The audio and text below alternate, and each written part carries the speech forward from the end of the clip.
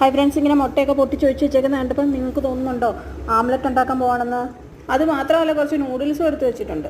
സവാളയും പച്ചമുളകും ഉപ്പും മല്ലിയിലയും ചേർത്ത് മുട്ട നന്നായി പതപ്പിച്ചെടുത്തു. അതിലേക്ക് ബാലൻസ് വന്ന നൂഡിൽസും ആഡ് ചെയ്തു. കുറച്ച് കുരുമുളകും ചേർത്തു. നന്നായിട്ട് മിക്സ് ചെയ്തു. സ്റ്റൗ ഓൺ പാൻ ചൂടാക്കി ഓയിൽ അതിൽ സ്പ്രെഡ് ചെയ്ത് കൊടുത്തു. എന്നിട്ട് നമ്മൾ തയ്യാറാക്കി വെച്ചിരുന്ന നൂഡിൽസ് ഓംലെറ്റ് ബാറ്റർ അതിലേക്ക് നന്നായിട്ട് സ്പ്രെഡ് ചെയ്ത് കൊടുത്തു. ഒരു സ്പൂൺ ഉപയോഗിച്ച് നന്നായിട്ട് സ്പ്രെഡ് ചെയ്തെങ്കിൽ മാത്രമേ നമ്മൾ ഉദ്ദേശിക്കുന്ന ആ രീതിയിലുള്ള ഐറ്റം കിട്ടും. അതിനുശേഷം അടപ്പ് വെച്ചിട്ട് നന്നായിട്ട് അടച്ച് കുറച്ച് നേരം വേവിച്ചു. ഇടയ്ക്ക് നന്നായിട്ടൊന്ന് ശ്രദ്ധിച്ചോണം, കരിഞ്ഞു പോകുന്നുണ്ടോ എന്ന്. നന്നായി വേവുകയും വേണം, എന്നാൽ കരിയുകയും ചെയ്യരുത്. അപ്പം നമ്മളിന്ന് തയ്യാറാക്കിയിരിക്കുന്നത് മറ്റൊന്നുമല്ല, പിസയാണ്. നമ്മൾ കടയിൽ നിന്നൊക്കെ വാങ്ങുമ്പോൾ നല്ല വില കൊടുത്ത് മേടിക്കണ്ടേ.